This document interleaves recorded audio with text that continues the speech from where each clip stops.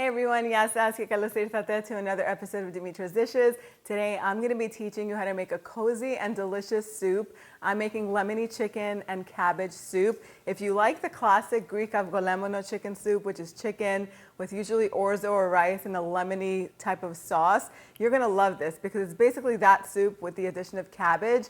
Cabbage adds a little bit of sweetness to the soup, of course lots of flavor and nutrition. We're all trying to get more veggies in our meals these days, and this is perfect for that. Let's get started.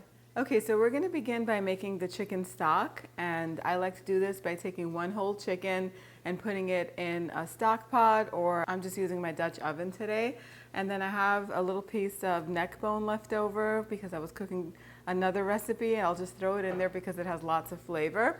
Instead of adding all of the vegetables in and making a really rich homemade stock with the veggies, I'm just going to take a shortcut and add lots of chicken broth to this. So just add some salt and pepper, bring this to a boil, and let this cook for about an hour and 20 minutes or until the chicken is fully cooked.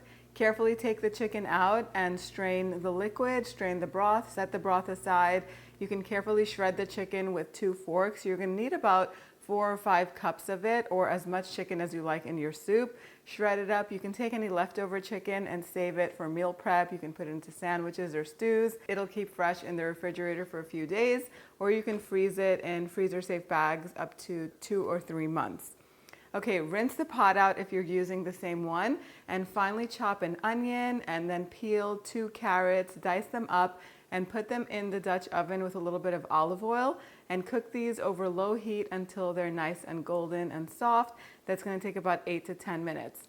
Once they're cooked, we're going to add in about 3 to 4 grated garlic cloves and just warm them through until they're fragrant. I have 1 large head of green cabbage. I'll just slice it in half and cut the core out. The core is really tough. Just get rid of that and then shred the cabbage up just roughly with a knife. Add that to the pot with 2 liters or 8 cups of that chicken broth that we have left over. You can add some more broth if it looks like it's evaporated and it wasn't enough, or you could top it off with a little bit of water. Bring it to a boil and reduce the heat to medium-low and let the cabbage cook until it has wilted and become nice and soft. That's going to take about 15 minutes.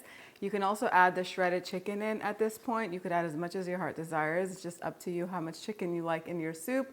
Now, if you're keeping it low carb, don't add the orzo or rice, but if you want to add a little bit more heartiness and texture to it, you could add 1/4 to 1/2 cup of either arborio rice or orzo. You want it to be uncooked, and add it in with a little bit of salt and let this cook for another 10 to 15 minutes so that way the rice or the orzo, whatever you're putting in there, cooks, and by that time the cabbage will soften up even more. While that's cooking, let's get the Avgolemono sauce ready. So I'm going to take 4 egg yolks and add them to a pitcher. I'll save the whites for another recipe. The juice of 2 lemons or 1/4 cup of fresh lemon juice. You can add more or less depending on how lemony you like your soup. And then 1 to 2 tablespoons of cornstarch. I forgot to add the dill at this point, so I'll add it in a little bit later. Whisk that all up until it's nice and smooth, and then take 2 to 3 cups of that broth, the hot broth, and put it in the egg mixture to temper them. So once they go into the soup, it'll be nice and silky and creamy and not curdled. So whisk that all up. Once the rice or the orzo, I added a little bit of orzo, is fully cooked, we'll add the Avgolemono sauce in here with a little bit of dried dill.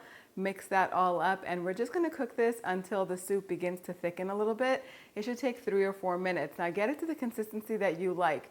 If you think it needs a little bit more thickening, you could whisk up some more either lemon juice or water and add about 1 tablespoon of cornstarch to it.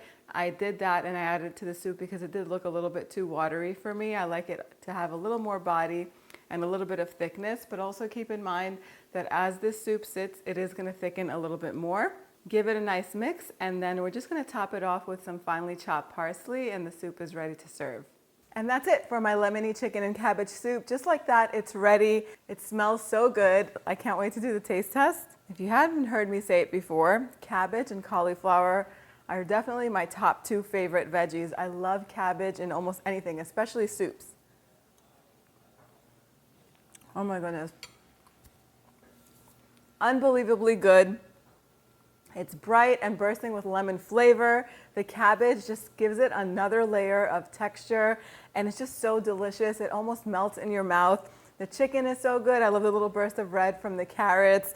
It's just perfect. I don't thicken my soup too much. If you like it a little bit thicker, you can definitely whisk up an extra tablespoon. I put 2 tablespoons of cornstarch in this giant pot of soup, but if you want it a little bit thicker, you can definitely add 1 more tablespoon to thicken it up a little more.